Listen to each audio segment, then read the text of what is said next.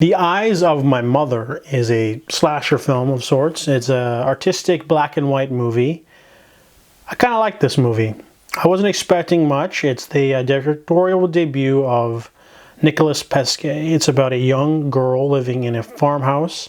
Her mom is a surgeon from Europe, teaches her how to take out eyes and the human body. She gets a sort of sick fascination with learning about, insides of animals and things like that, until a man shows up at the house one day and commits a terrible act against the family. So the father manages to subdue this man. They keep him chained up in the barn, and this young girl decides to, her name's Francesca. She decides to take out the man's eyes and throat in order to keep him as a pet and feed him. So over the years, he's become a sort of loyal thing that's sitting in their barn, and when father passes, Francesca finds herself lonely, so she starts looking for more victims.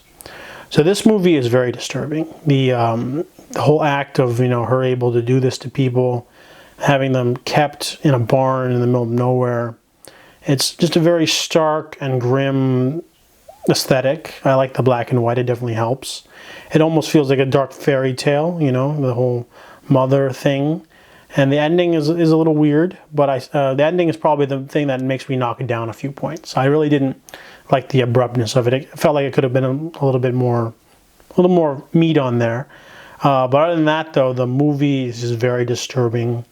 I really enjoyed some of the sequences, the very creepy. And then when you think about them again, it has a sort of different angle to it.